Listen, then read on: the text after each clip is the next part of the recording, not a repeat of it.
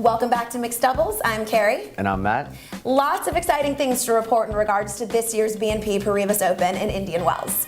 First, let's talk about the women.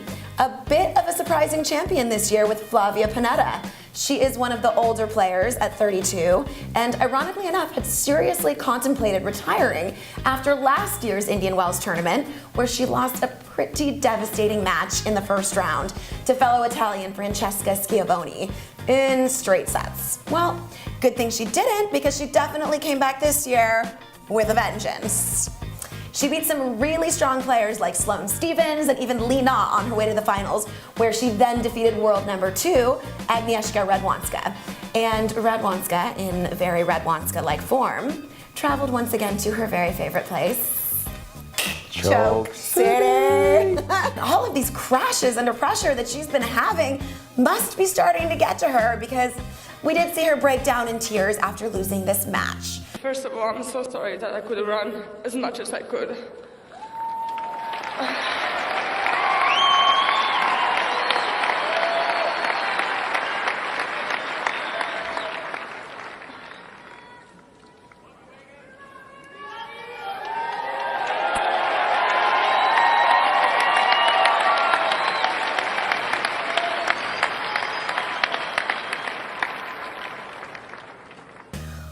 Oh, can somebody please call her a ambulance?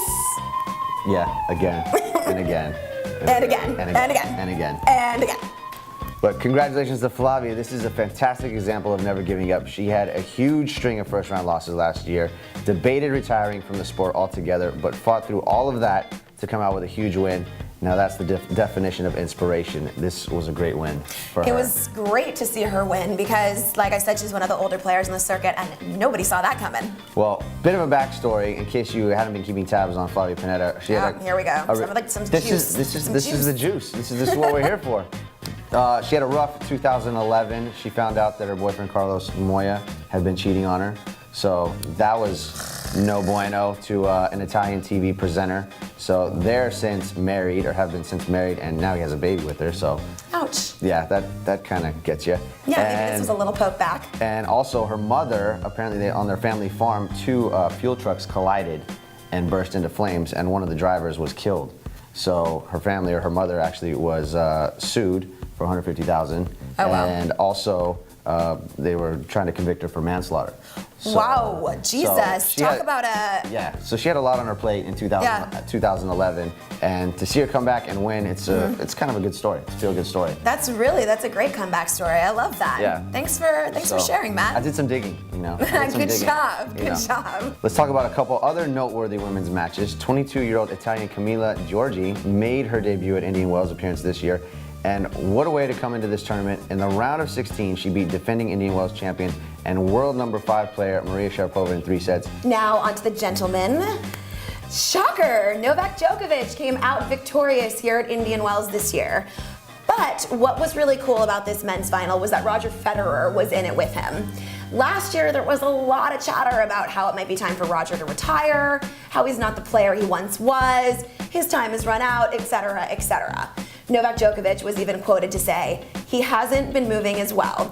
And then another person, English journalist Simone Barnes, he said after Federer's loss at Wimbledon last year, we have to brace ourselves for an unfolding experience of sadness.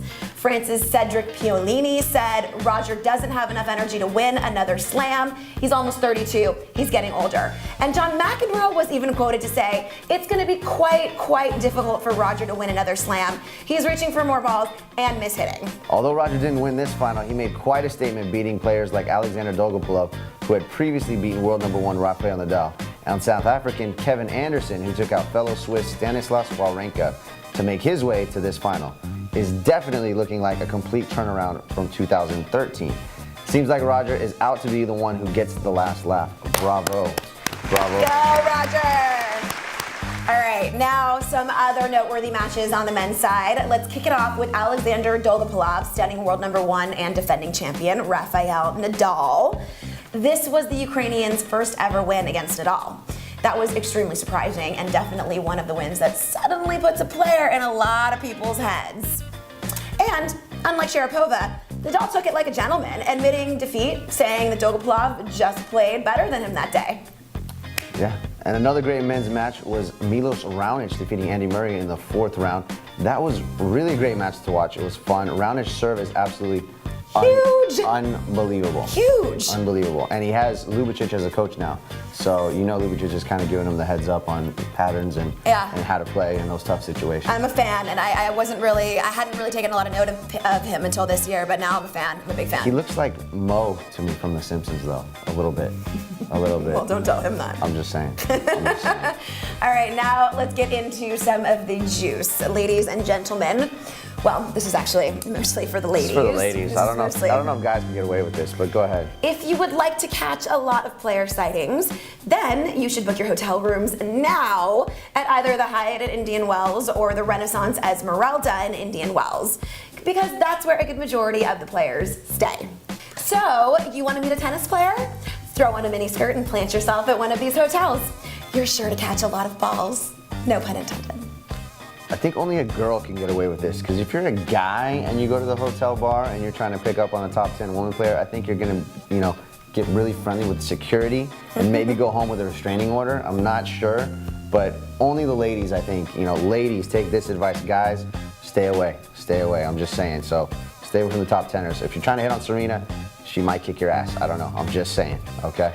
Another way to meet a male tennis player, the wonderful dating app Tinder. David Marrero, you have been #blasted. Happy hunting, ladies. We'll see you next week for our Sony Open recap.